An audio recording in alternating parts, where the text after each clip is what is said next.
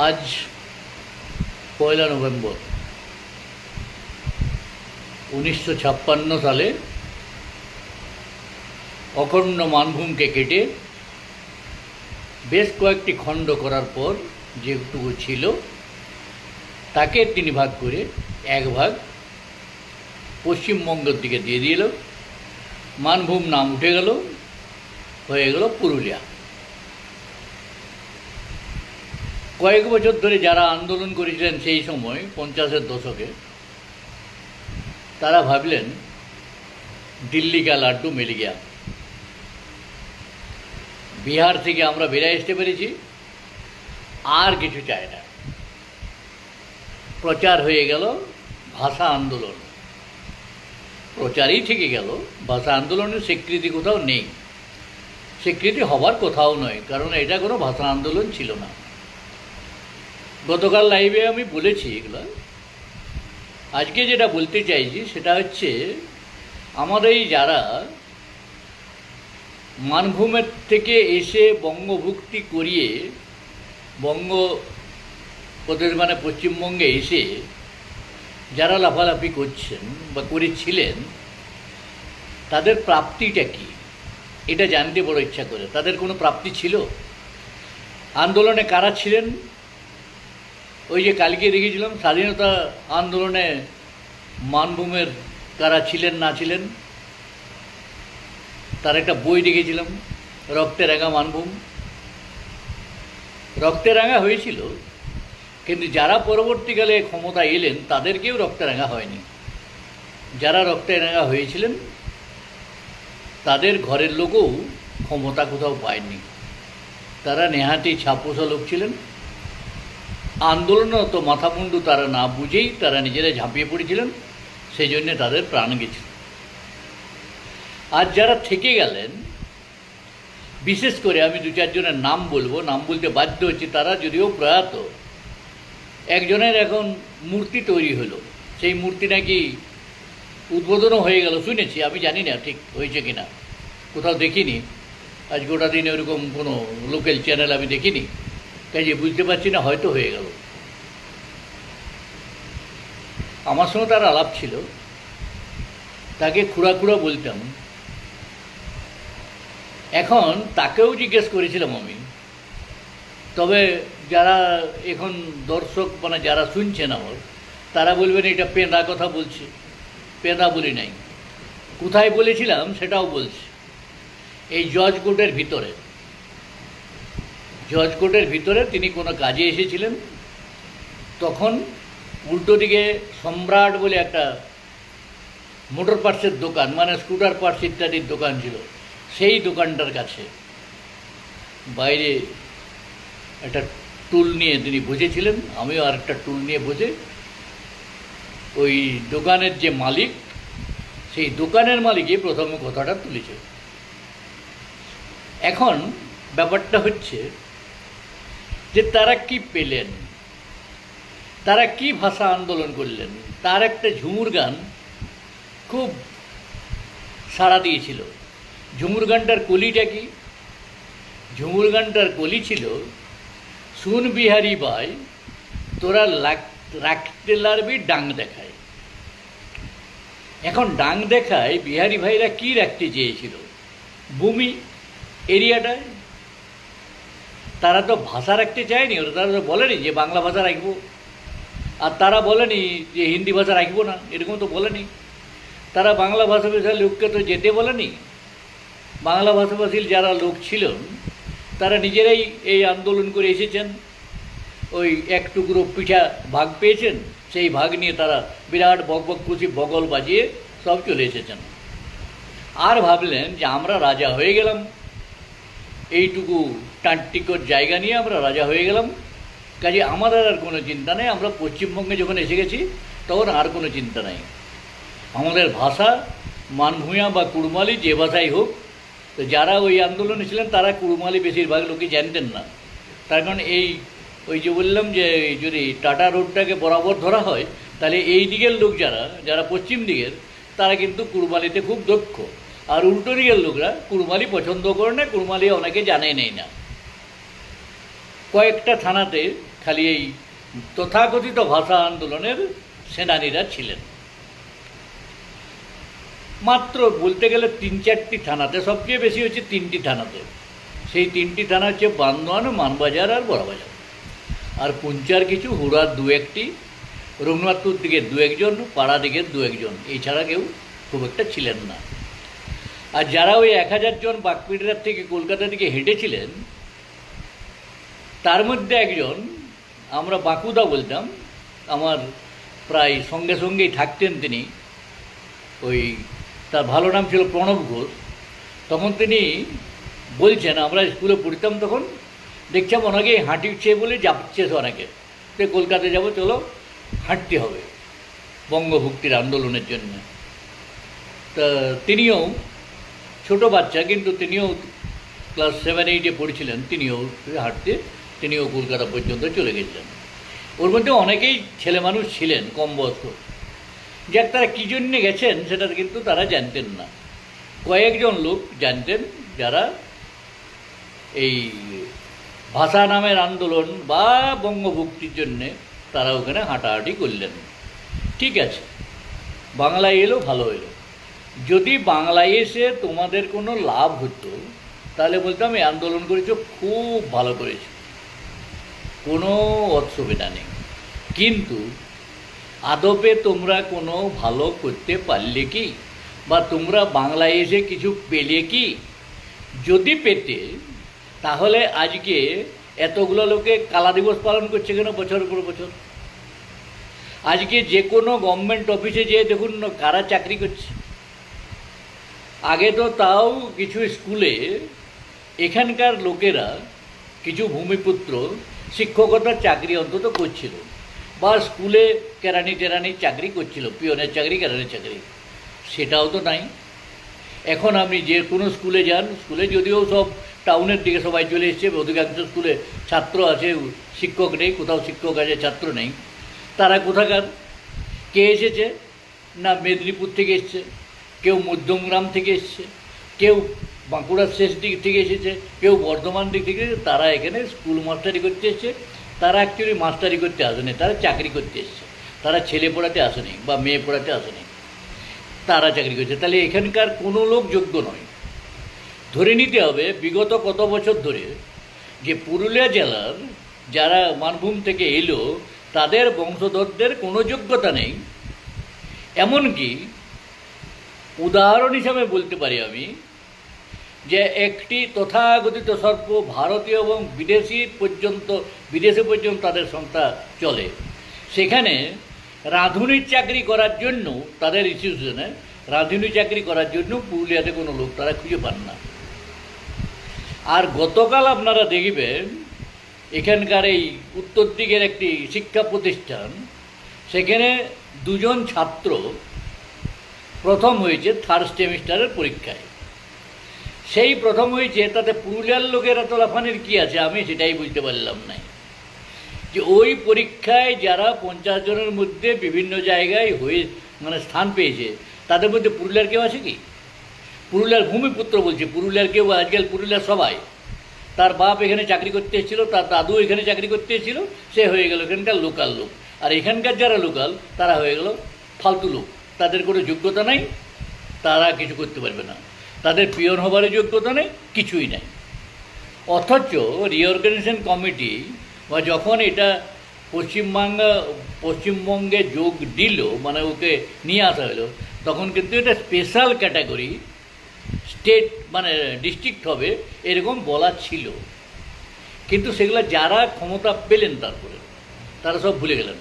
আর বেশিরভাগ কে বুঝলেন না? যার আজকে না গতকাল হয়েছে আমি জানি না, মূর্তি প্রতিষ্ঠা যার হলো তিনি সবচেয়ে বেশি বুঝলেন।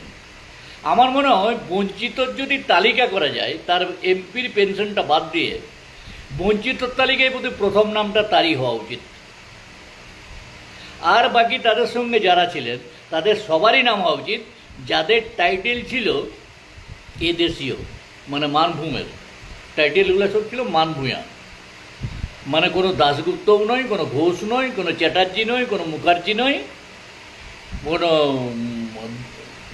আর কি বলবো, আরও কি সব টাইটেল ছিল কিছু কিছু। চক্রবর্তী, মুখার্জি ইত্যাদি ইত্যাদি, ভট্টাচার্য ইত্যাদি ইত্যাদি টাইটেল ছিল, সেই টাইটেলগুলি নয়। তাদের আজকে কী অবস্থা, তাদের আজকে অবস্থা যেখানে ছিল সেখানেই। তাদের ছেলেমেয়েরা এখনও, আমরা ধরুন মেডিকেল কলেজ হয়েছে, এখন মেডিকেল কলেজে যারা ভর্তি হয়েছে তাদের মধ্যে পুরুলিয়ার কজন আপনি খোঁজ নিতে পারেন, এই এলাকার কোনো লোক আছে কি না, কতজন আছে, যদিও আছে তো কতজন আছে, খোঁজ নিয়ে দেখতে পারেন। এখন আবার ব্রিটিশ আমলে, সেই আমলে তৈরি হওয়া নন্দলাল ঘোষের দেওয়া জায়গা আর জ্যোতিপ্রকাশ সিং দেব, রাজা জ্যোতিপ্রসাদ, তার দেওয়া টাকায় যে হাসপাতালটা হলো, সেই হাসপাতালটা তাদের নাম দাতা হিসাবে নামটা মুছে দিয়ে বাম আমলে ওটাকে নতুন করে করা হলো। ঠিক আছে, করা হলো, তাদের নাম নাই। যারা এটার জন্য এটা তৈরি করেছিল তাদের কোনো নাম নাই, যারা জায়গা দিয়েছিল তাদের নাম নাই। কী হলো না, অমুক বিশিষ্ট শিল্প, মানে কী বলে, শিক্ষাবিদ, অমুক মন্ত্রী, তাদের নামটা ওখানে ছাপা আছে। এরা দয়া করে উদ্বোধন করলেন, ফিটা কাটলেন, এই নামগুলি ছাপা আছে। তা পাপটা খুলি একজন করেন, এই জেলাকে বঞ্চিত করার জন্যে পাপ যে শুধু তারাই করেছিলেন তার নয়, পরবর্তীকালেও করেছেন। পরবর্তীকালেও এই জেলাটাকে মানে মূর্খের রাজত্ব বানিয়ে রেখেছেন তারা প্রত্যেকেই। খালি এখান থেকে রেভিনিউ নিয়ে গেছেন, এখানে খনিজ সম্পদ আছে, কাজে রেভিনিউটি নিয়ে গেছেন, কিন্তু এখানকার জন্য কোনো খরচ করেন। কারণ আমার মনে আছে 70-এর দশকে ওই আমার বিয়ে টিয়ে যখন হয়েছিল আর কি, 70-এর দশকে, তখন যেখানে আমার শ্বশুর বাড়ি, সেইটা যাওয়ার জন্যে জিপ গাড়ি নিয়ে যেও যাওয়া যায়নি, কারণ কোনো নদীতে ব্রিজ ছিল নাই, কোনো নদীতে ব্রিজ হয় না, আর রাস্তা সব কাঁচা ছিল। এখান থেকে বড়াবাজার রাস্তা, পুরুলিয়ার থেকে বড়াবাজার রাস্তা, যদি আপনি সোজা রাস্তা যেতেন তাহলে ব্রিজও ছিল না, কাঁচা রাস্তা ছিল,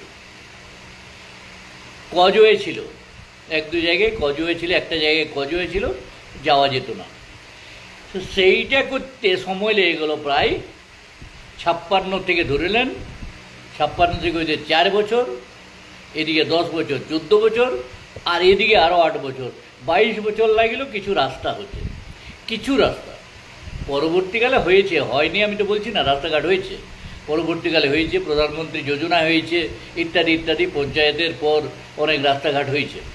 কিন্তু যারা এই জন্য আন্দোলন করলেন তারা কেন করতে পারলেন না, এই প্রশ্নটা আমার। তারা ওই খুড়া আমাদের, যিনি এমপি হয়েছিলেন, 3 বার এমপি হয়েছেন, 15 বছর ধরে দিল্লি এসেছেন আর গেছেন, পুরুলিয়া জেলার কিছু হোক কোনো আদায় করতে পেরেছেন? লোকসভায় কিছু বলেছিলেন কোনো দিন? যদি বলেছিলেন তার কোনো কাজ হয়েছিল, কোনো রেকর্ড আছে? কিচ্ছু নেই। এখানে 11টা এমএলএ, 11টা নয়, 11টা এমএলএই প্রায় ওদেরই, ওই লোকসেবক তথাকথিত এলএসএস লোকসেবকেরই। ওই এমএলএগুলা কোথাও কোনো দিন কিছু বলেছিলেন, কিছু আদায় করতে পেরেছিলেন? কিচ্ছু পারেননি। তারা অনেক দিন ক্ষমতায় ছিলেন, তারা করতে পারলেন না কেন? এর জবাবটা তো এখানকার ভূমিপুত্ররা চাইবেই, কেন চাইবে না? কিন্তু কার কাছে চাইবেন? তারা তো সবই প্রয়াত, কেউ তো নেই। সেই সময় যারা এই হুচুকে, লোকের হুচুকে চলে গেছিলেন, নিজের জমি জমা পর্যন্ত দলকে দিয়ে দিয়েছিলেন, এমন কোনো গ্রাম পাওয়া যাবে না বর্নান, বড়বাজার, মানবাজারের মধ্যে যে গ্রামে 1-2 বিঘা 4 বিঘা জমি লোকসেবক সংঘকে দেয়নি। বহু জমি কিসের জন্যে না, বুঝিয়েছে তারা যে তোমাদের ভালো করবে, তোমাদের ভালো হবে, দলটা থাকা দরকার, অমুক তমুক। সেই দলটা পরে অঞ্জলি দিয়ে দেওয়া হলো সিপিএমের চরণে, দলটার অস্তিত্বই চলে গেল। আচ্ছা, তিনি না হয় 3 বার এমপি হয়ে তিনি না হয় লেখাপড়া জানতেন না, ওই প্রাইমারি স্কুলে গিয়েছিলেন। একবার তো একজন শিক্ষিত লোক গিয়েছিলেন, ঋষি নিবারণ চন্দ্র দাশগুপ্তর ছেলে, বড় ছেলে, তিনি কিছু করতে পারলেন না কেন? এটা তো প্রশ্ন। কেন করতে পারলেন না? করতে পারলেন না মানে করবার যোগ্যতা নাই, না বলার ক্ষমতা নাই, না কলকাতার বাবুদেরকে আর দিল্লির বাবুদেরকে ভয়ে কিছু বলতে পারলেন না? আমি বলবো এই দ্বিতীয়টা, ভয়ে কিছু বলতে পারে না, তাদের দাসত্ব করতে গেছিলেন এরা। তারা যা বলবে সেইটা শুনে আর বাড়ি চলে এলো, নিজের আখেরটি গুছিয়ে নিয়েছে। তো সেটাও তো তিনি করতে পারেননি, এটাও তো আশ্চর্যের কথা। সেটাও যদি তিনি কিছু করতে পারতেন তাহলে বলা যেত ভাই নিজের বাগিয়ে নিয়েছেন। এখনকার মতো তো নয়, এখনকার সবাই বাগিয়ে নিয়েছে। গত 15-20 বছর 25 বছরে সবাই কিন্তু বাগিয়ে নিয়েছে। কেউ নিজের ছেলেকে পার্লামেন্টে চাকরি নিয়েছে, কেউ পেট্রোল পাম্প দিয়েছে, কেউ আরও কিছু নিয়েছে, কেউ শিক্ষা হয়েছে, মন্ত্রী হয়েছে, কেউ শিক্ষক হয়েছে, নানা রকম সুবিধা সুযোগ অনেকেই নিয়েছেন। কিন্তু তারা কিছুই নিতে পারলেন না। তারা না পেলেন পদ, না পেলেন অর্থপ্রাপ্তি তাদের হলো, আর না কিছু ইজ্জত হলো, কিছুই নেই। আর জেলার ইজ্জত জহন্নামে গেল। সবাই জেনে গেল এই জেলার লোক মানে গাঁয়া, কিছু জানে না। আজকে তো আমাদের এই পজিশন। আজকে পুরুলিয়া জেলাতে এখন আর কথা বলছি আমি, একটা ক্যাবিনেট মিনিস্টার নাই, একটা ক্যাবিনেট মিনিস্টার নাই। আশ্চর্য কাণ্ড। কেন নেই? আর নেই থাকবে কেন? বলবে 3টা এমএলএ জিতেছ, তোমাদেরকে ক্যাবিনেট মিনিস্টার দেবো কেন? 3টা মাত্র এমএলএ জিতেছ। আরে যখন বেশি এমএলএ ছিল তখনই বা হয়নি কেন? সিপিএম আমলেই বা নাই কেন? অম্বরীশ মুখার্জি ছিলেন, অম্বরীশ মুখার্জি কী মন্ত্রী ছিলেন? ক্যাবিনেট ছিলেন কি? না। একমাত্র ক্যাবিনেট কে ছিলেন? না, সীতারাম মাহাতো। আর ছিলেন সত্য মাহাতো, ক্যাবিনেট মন্ত্রী হয়েছিলেন। আর কেন হলো না? ক্যাবিনেট মন্ত্রী হলে কিছু তো করতে পারতেন যদি চেষ্টা থাকতো, কিন্তু তারা কিছু করেননি। যারা হয়েছে একবার সীতারাম মাহাতো এখানে না, সীতারাম মাহাতো করেনি বললে আমার মনে হয় বদনাম করা হবে। সীতারাম মাহাতো করেছেন, অনেক কিছু করেছেন, সেগুলো কেউ রাখতে পারলেও না পারলে এটা পরের ইস্যু। কিন্তু তিনি অন্তত চেষ্টা করেন ছেলেদের চাকরি বাকরি আর বনাঞ্চল গঠন, এই কাজগুলো করেছিলেন। কোথায় কাশ্মীর থেকে ভেড়া এনে রাখার চেষ্টা করেছিলেন তিনি, রাখতে পারেনি। হাসপাতাল অনেক কিছু তিনি করার চেষ্টা করেছেন, করেওছেন। তাকে বলা যাবে না কিছু করতে পারেননি, তিনি করেছেন। কিন্তু সেটা করতে কত বছর সময় লাগলো এটা বলতে হবে তো। তার আগে এতবার যে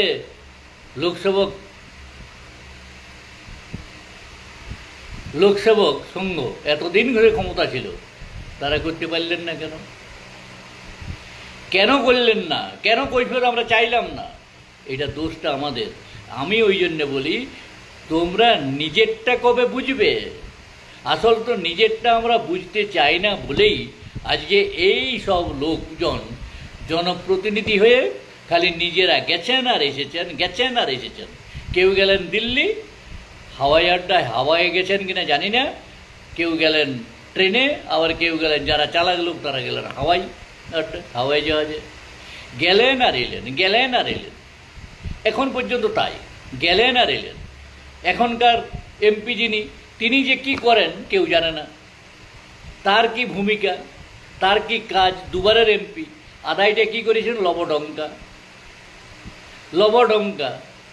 এদিকে রেলে অমুক হচ্ছে, রেলে তমুক হচ্ছে। তো গোশালা মোড়টার কী অবস্থা, রাঙাডিটার কী অবস্থা, সেটাও তো করাতে পারছে, তাও তো করাতে পারো রে। ওইখানে একটা আছে তার কী অবস্থা, আমাদের এই সাঁকা গেটের কী অবস্থা। এই যে রেলের গেটগুলো আজকে এইখানে নজারার এখানে কী অবস্থা। আপনি রাস্তায় চলাচল করতে, এদিকে বলছে আমাদের খুব স্পিড, দেশ একবার বিকশিত হচ্ছে। বিকশিত মানে কি? বিকশিত হয়ে যাবে, ডেভেলপ হয়ে যাবে। আর এই তো অবস্থা, ডেভেলপ হয়ে যাচ্ছে, একদম ডেভেলপ হয়ে যাচ্ছে। তা আমাদের দোষ এটা। এই দোষটা কিন্তু আমি তাদেরকে দিচ্ছি না, কারণ আমি হিসাব নিকাশ যদি বুঝে নিতে না পারি, দোষটা আমরা ভোট দিয়েছি, ওটা তো আপনার থেকে উপর থেকে টপকে মন্ত্রী কেউ হয়নি, আর এমএলএ হয়নি, এমপি হয়নি। তাহলে আমরা যাকে পাঠিয়েছি তার যোগ্যতা আমরা দেখিনি, তারা যে অযোগ্য লোক ছিল এইটা আমাদের দেখতে ভুল হয়েছে। তাহলে দোষটা কার? যিনি পরীক্ষা নিয়েছেন, মানে পরীক্ষা কারা নিয়েছেন? জনগণ। যিনি পরীক্ষা নেবেন সেই পরীক্ষক যদি ভুল হয়, পরীক্ষক যদি ঠিকমতো পরীক্ষা নিতে না পারে, তাহলে দোষটা তো পরীক্ষার্থীর দেওয়া যাবে না। পরীক্ষার্থী বলছে আমরা খুব ভালো করেছি, কিন্তু ভালো করেছি না করেছি সেই বিচার করার ভার তো আপনারা বিচার করেননি। ফলে ওরা যা পেরেছে, নিজেদের যে পেরেছে আখের গুছিয়ে নিয়েছে। ছেলের চাকরি অমুক চাকরি, ছেলের ব্যবসা অমুক ব্যবসা, এই লাইসেন্স ওই লাইসেন্স। আর যারা বোকা ভেড়া, আমি ভেড়াই বলছি, তারা ওই গেছেন আর এসেছেন। গেছেন আর এসেছেন, কি বিরাট কাজ করেছেন। জনপ্রতিনিধি জনপ্রতিনিধি তারা গেছেন আর এসেছেন, গেছেন আর এসেছেন। একজন তো এখন আবার বিজেপির এমএলএ হয়েছেন, তিনি তো আমার কাছেই বলেছেন 624টা না 21টা কত বলেছিলেন, বলছে আমি প্রশ্ন পাঠিয়েছি পার্লামেন্টে, একটাও আমার প্রশ্নের মানে উঠেনি আলোচনার জন্য। এই জবাব কী দেবেন? তাহলে 624টা যে প্রশ্ন করলেন তার একটি প্রশ্ন আলোচিত হলো না। কেন হলো না বলুন তো? তার কারণ দিল্লি ওইসব একজন এমএলএ বা একজন এমপি এদেরকে গ্রাহ্য করে না। কেন গ্রাহ্য করবে? এই ভোটটা দিয়েছে কেন তাদেরকে? তাদের তো দেওয়াই উচিত ছিল না।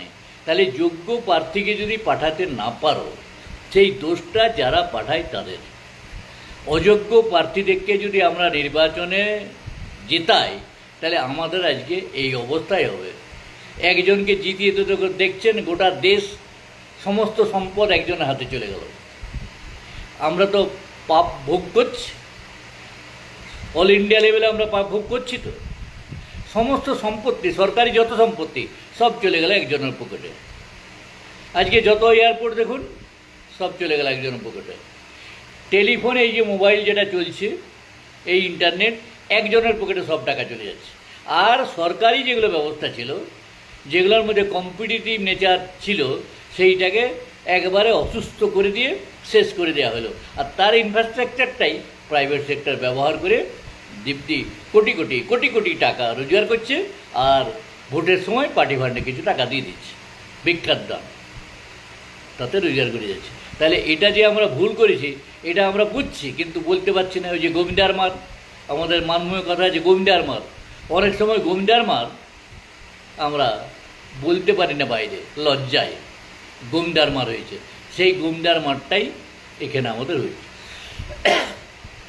আমরা নিজের বিষয়টা বুঝতে যদি না পারি, কোনটা আমার হওয়া উচিত আর কোনটা আমার হওয়া উচিত নয়, তাহলে এই অবস্থা তো হবেই। যারা চালাক, এই সার্ভাইভেল অফ দি ফিটেস্ট বলে একটা ল্যাঙ্গুয়েজ আছে না, সার্ভাইভেল অফ দি ফিটেস্ট, যারা চালাক তারা ঠিক বাগিয়ে নেবে। আর তোমরা ওই বোকা ভাড়ার দলের মতো চলে আসবে, যাও ঘর যাও, আসো আর যাও, টেবিল লাও আর ভাতা নাও, কিছু গেট আউট এখান থেকে। তোমাদের কোনো কথার কোনো ইজ্জত নেই। তোমরা জানোই না কিছু, কী করতে হবে না করতে হবে। জেলায় কি প্রয়োজন, সেই প্রয়োজনটা কোথাও যদি বলে আদায় করতে না পারো, তাহলে কী করে হবে? আর যারা করতে পারতো, যারা প্রশ্ন করতে পারতো, তাদেরকে আমরা হারিয়ে দিচ্ছি, তাদেরকে আমরা হারিয়ে দিচ্ছি। তো হবেটা কী করে? আমরা প্রার্থী নির্বাচন করতে পারছি না ঠিক মতো। তাহলে আমরা যদি প্রার্থী নির্বাচন করতে না পারি, তাহলে দোষটা কি আমার, আপনার, না কার? দোষ তো আমাদের। তা আমরাই দোষী। আমরা দোষী বলেই আজকে এই সব লোকেরা নির্বাচিত হচ্ছে, নিজেদের আখের গুছাচ্ছে, আর আমরা আঙুল চুষছি বসে বসে। ভূমিপুত্ররা আজকে এত বঞ্চিত হলো কেন? বঞ্চিত হওয়ার একমাত্র কারণই তো যে আমরা নিজের দাবি আদায় করতেই জানি না। তা আদায় করতে যদি না জানি, সে দোষটা কার? এখান থেকে রেভিনিউ চলে যাচ্ছে, কিন্তু এখানে খরচ হচ্ছে না। কারণটা কি?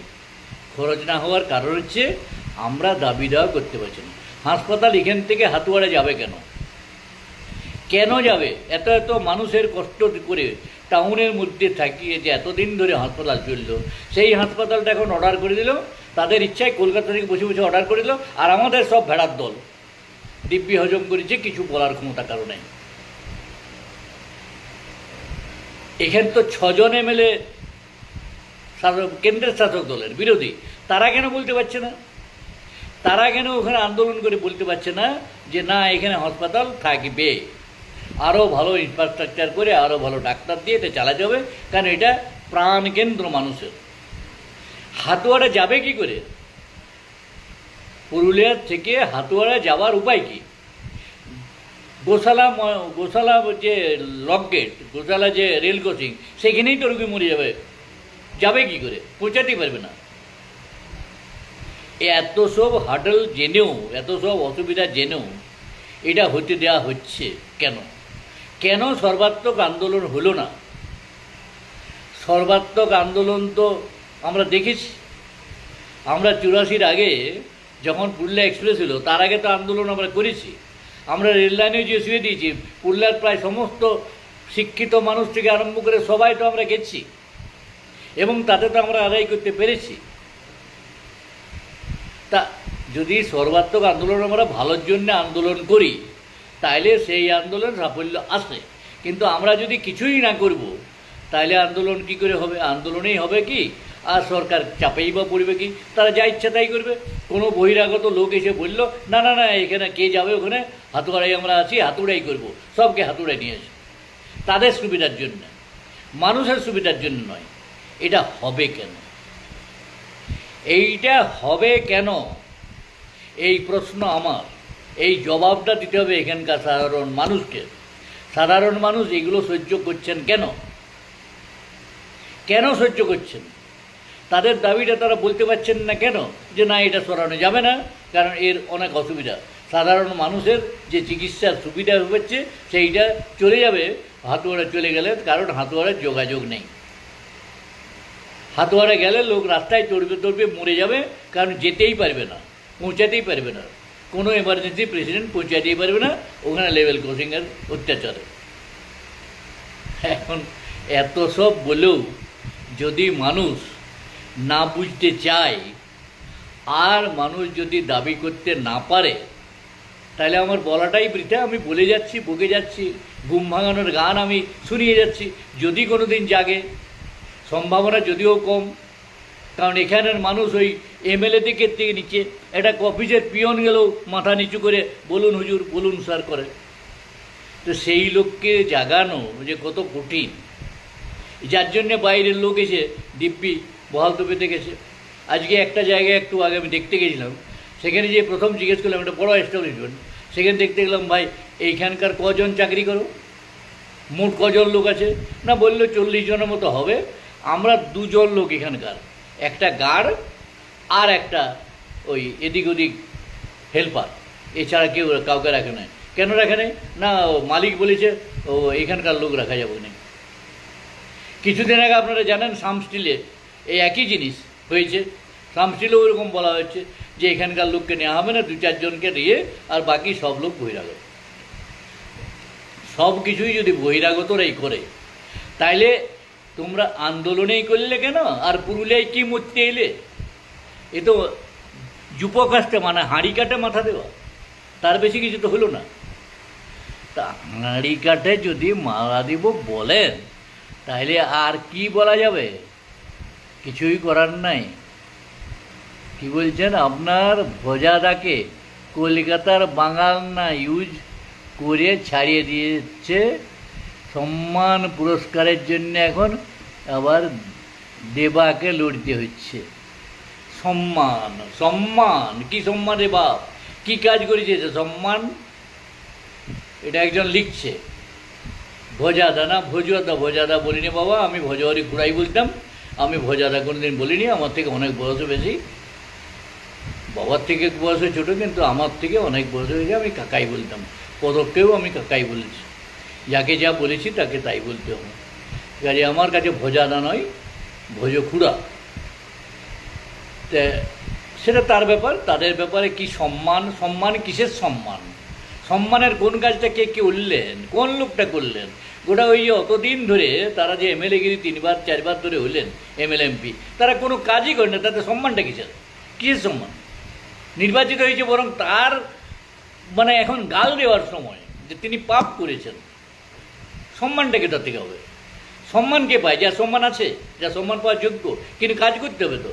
জনগণের কাজ করলে সে সম্মান পাবে, জনগণের কাজ না করলে কিসের সম্মান? সম্মান যদি পাওয়ার কথা সীতারাম মতো সম্মান পাওয়ার কথা, সম্মান যদি পাওয়ার কথা দেবের মতো কিছুটা হলেও কাজকর্ম করেছেন, তাদের সম্মান পাওয়ার কথা।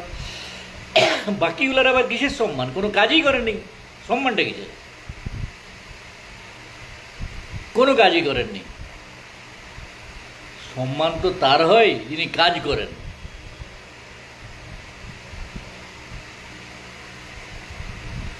যেন কাঙালদের ভরসা করে নাই, নিজেই পুরুলিয়ার এসব অন্যের সমালোচনা করার জন্য আমি এখানে এই লাইভ করিনি, কাজে ওগুলোর ব্যাপারে আমার কোনো মন্তব্য নাই। এখন ঘটনা হচ্ছে আমি বোঝাতে চাইছি, আমি যে বললাম ঘুম ভাঙানির গান গাইতে চাইছি, সেই গানে যদি কেউ জাগে তাহলে এখনও কিছু কাজ করানো যেতে পারে, আর যদি না জাগে কারোই কিছু করার নেই। হবে এই তো দেখুন, জঙ্গলমহল সাহিত্য উৎসব চলছে। প্রথম দিনে দেখা গেল কাদের কেন কলকাতার বাবুরা বুকনি ছেড়ে গেল। এখানকার কবি সাহিত্যিকদের কি বলবো আমি, আমার এটাই তো বুঝিনি। ওইখানে আমন্ত্রণ না পাওয়ার জন্য একদম পাগল। কেউ লিখছেন আজকে আমি আমন্ত্রণ পেলাম, কৃতার্থ হয়ে গেলাম। কেউ বলছেন আমাকে আমন্ত্রণ জানানো হলো না, কেঁদে কপুর। কি অবস্থা! আমন্ত্রণ না জানালে কবি সাহিত্যিক কবিতা পড়বেন ওখানে, কে তোমাদেরকে পুছে? ওখানে কবিতা পড়লেই কি আর না পড়লেই কি? কবিতা পড়ো, কখন কিসের কবিতা, কবেকার কবিতা, কে দেখছে, কে পাত্তা দিচ্ছে? সব তো বাইরের লোকে ভিড়। তো সেখানে যে বুকনি শোনার জন্যে, আর তারা যে এখানে মোচ্ছব করতে এসে সেটা তারা দেখতে পাচ্ছেন না। তারা এখান থেকে চলে গেলেন পিকনিক করতে, সরকারি অর্থে পিকনিক। তো তাদের বুকনি অনেকক্ষণ ধরে শুনেই চলে গেলেন। তা আমি একটা কথাই তো বোঝাতে চাইছি যে ওদের তেল মেরে বা ওদেরকে পাত্তা দিয়ে আপনারা কি পাবেন? আপনারা ছাই পাবেন? আপনারা কি একাডেমি পাবেন? কেউ পাবেন না একাডেমি। কারণ একাডেমিটা ওই কালো বা ধব এখানকার লোকের জন্য নয়, একাডেমিটা হচ্ছে ওইখান থেকে যারা টপকে এসছে তাদের জন্য। এইটা মনে রাখা দরকার। ওখান থেকে আপনাকে টপকে আসতে হবে, সেই তারা পাবে একাডেমি। একাডেমির জন্য লেখাটা একাডেমির কোনো নয়ই। লেখা যদি একাডেমি হয়, আপাং ঝপাং খাপাং এগুলা কি কেউ একাডেমি পায়? আমি তো নাম করেই বলছি। তো কাজে আপনারা যতই তেল মারুন আর যতই বাহাবা দিন, হাততালি যতই দিন, আপনারা কিছু পাবেন না। আপনারা ওই কবিতা পাঠ করলেন, বললো ঠিক আছে ব্যাঙ্ক অ্যাকাউন্ট নাম্বার দাও, তোমার কাছে এত টাকা যাবে, যাবে কিনা জানি না। অনেকেই তো বলে আমরা পাই নাই, যেমন বইমেলার টাকা নাকি 2 বছর 3 বছর ধরে কে নাকি 100-200 টাকা পাবে, তার জন্য অস্থির। ওই টাকাটার জন্য একদম তার যে আসার খরচা 100-200 টাকার বেশি, সেটা কখনো বলবেন না। এখান থেকে কবিতা পাঠ করে যেন একটা গামছা পাবে, তার জন্য কলকাতায় চলে যাচ্ছেন 1000 টাকা খরচা করে, গোটা দিন ইয়ের মতো দাঁড়িয়ে থাকছেন, যে অপেক্ষা করছেন। সকালের ট্রেনে নামলেন, হয়তো বিকালবেলা 5টা কি 6টার সময় কবিতা পাঠ হবে, 1.5 মিনিট কি 2 মিনিটের কবিতা পাঠ, সেইটা করে কেউ একটা গামছা দিতেও পারে, নাও দিতে পারে, কিন্তু সেইটার জন্য এখান থেকে ছুটে যাচ্ছেন। কেউ আবার এখানকার ওই কবিতা পাঠ করার জন্য ডেলিভেশন জারি করছেন। তারা ভাবছেন ওটাই আমাদের সাহিত্য চর্চা, আসলে যে ওটা কিছুই নয়। আর ওরা যে আমাদের এখানকার লোককে দিয়ে হাসাহাসি করে, এই বোধটুকু পর্যন্ত আমাদের লোকের নেই। কি বলবো আমরা?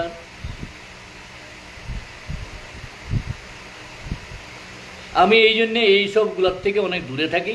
আমারও তো 14টা বই আছে, আমি কার কাছে যাচ্ছি যে আমাকে একটা পুরস্কার দাও? আমি তো পুরস্কার গামছা পরা, কোনো জায়গায় গেলে তো আমি গামছাও দিই না, একটা ফুল পর্যন্ত নেই না। তাতে কি হয়েছে? আমার কোনো কমে গেছে? কিচ্ছু কমেনি। এই যে একটা লাইভে দেখুন 80,000, 85,000, 86,000 করে ভিউ। লোক তো শুনছে, যে বিষয় বলছি সেই বিষয়ে শুনছে। এই যে এতগুলো লোক একসঙ্গে শুনছে, এতগুলো লোক শেয়ার করছে, কেন করছে? কথাগুলোর মধ্যে কিছু আছে নিশ্চয়ই, তারা মনে করছে। আর যারা ওখানে কবিতা পাঠ করতে যাচ্ছে তারা ভাবছে আমার বিরাট কিছু হয়ে গেল। আমার মনে হয় এটা কিছুই হবে না। তার কারণ এদিকে ঝাড়গ্রামের লোককে নাকি ডাকা হয়নি, তার জন্য তারা আবার কাগজে বার করে দিলেন যে আমাদেরকে ডাকা হয়নি। আবার ওখানকার তথ্য বলছে আমরা কিছু জানি না, ওই যা করে বাংলা একাডেমি। আর বাংলা একাডেমি বলছে, বাংলা একাডেমি কি সচিব না কে একটা কিছু কাগজে দেখলাম আর কি, কাগজে লিখছে যে না ওখান থেকে নাম পাঠালেই পারতো, তাইলেই তো হতো। তো এইসব তো নাম পাঠি। এখানে যে স্বজন পোষণ, এখানে যে তেলবাজি আছে, এটা বোধহয় সবাই বুঝেও না বোঝা হয়েছে। এখানে পুরোটা তেলবাজি, এর মধ্যে কোনো ট্রান্সপারেন্সি নেই।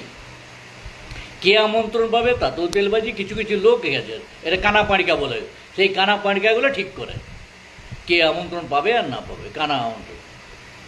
এই কথাগুলো বলছি মানে আমার কোনো আকাঙ্ক্ষা নাই, আমি যে যাব, আমি ডাকলেও যাব না। আমি তো সরকারি প্রোগ্রামে কোনোদিন যাই না, যেতেই চাই না। সরকারি প্রোগ্রাম যেখানে থাকবে বা সরকারি দলের লোকরা যেখানে থাকবে সেখান থেকে আমি দূরে থাকতে চাই। কোনো জায়গায় যেমন এক জায়গায় গতবারে একটা আমন্ত্রণ করেছিল এই নেতাজি ইন্ডোর স্টেডিয়ামে, যেয়ে শুনলাম যে অমুক লোক থাকবে, এই সভাধিপতি, এই চেয়ারম্যান, এই নেতা, ওই নেতা। আমি সঙ্গে সঙ্গে উপকার পার, সঙ্গে সঙ্গে আমি চলে এলাম, বলি না এইসব প্রোগ্রাম আমার থাকার নাই। ওদের পুকুরিকে আমি সাহিত্যের প্রোগ্রাম করে ওদের পুকুরি শুনবো? ওরা কি সাহিত্যের বুঝে? ওরা কী সাহিত্যের বুঝে যে আমি সাহিত্যের প্রোগ্রামে যাব ওদেরকে নিয়ে? ওদেরকে তার তেল মারার দরকার, যার গামছা পরিবার আছে, যার পুরস্কার নিবার আছে, তারা তেল মারুক, আমি কেন যাবো? আশ্চর্য, ওরা উল্টো আমাকেই তেল মারবে। এরকম তো মারেও, যাতে আমি না বলি বেশি। কিন্তু আমি কি শুনতে ভালো লোক? আমি ওদেরকে প্রচণ্ড কেয়ার করি, ওদের কথা শুনে আমি বলবো না, বন্ধ করবো? তা হয় কখনো? বলো বিজ্ঞাপন দেবো না, তোর পেচ্ছাপ করে বিজ্ঞাপন আমার দরকার নেই, আমার বিজ্ঞাপনের দরকার নেই। আমি যা দেখবো তাই বলবো। আমাকে অফিসার গতকাল ফোন করেছিলেন যে আপনি এইসব কথাগুলো লিখে দিয়েছেন, এটা কীরকম হচ্ছে, এটা তো সরকারের বিরুদ্ধে হচ্ছে। হয়ে গেল, তা আমার কী আছে? আপনি যা করার করুন, নোটিশ দেন, আমি জবাব দিয়ে দেবো। কেস করে দেন, আমি কেসে যাব। এরকম তো কেস আছে অনেক, করে দেন। তা বলে গিয়ে আপনি আপনার কথার আমি জবাব দেবো? মোটেই না, আপনার যা ইচ্ছা করুন, আমি যা দেখেছি তাই করুন, যা দেখবো তাই বলুন। আমার তেলবাজির কোনো আর কি কতদিন বাঁচবো যে আমি তেলবাজি করতে যাব? সারা জীবন করিনি, এখন করব? আমার না তো কিছু হারাবার ভয় আছে, না কিছু পাওয়ার আশা আছে। তা এই বোধটা এই জেলার ভূমিপুত্রদের কবে হবে? আমার প্রশ্নটা এখানে। আজকের আলোচনার নির্যাস হচ্ছে এটাই যে এখানকার ভূমিপুত্ররা কবে জেগে উঠবে, তাদের নিজের অধিকারটা কবে চেয়ে নিবে, অধিকারটা আদায় করবে কবে? তাদের কাছে ইস্যুটা কি? তাদের ফ্যামিলির, তাদের ছেলে মেয়ে ভবিষ্যৎ, তাদের লেখাপড়া, তাদের স্বাস্থ্য পরিষেবা, এগুলো তাদের কাছে ইস্যু নয়। তাদের কাছে যে ইস্যু, এই ইস্যুটা নিয়ে তারা দাবি দেওয়া জানাচ্ছে না কেন?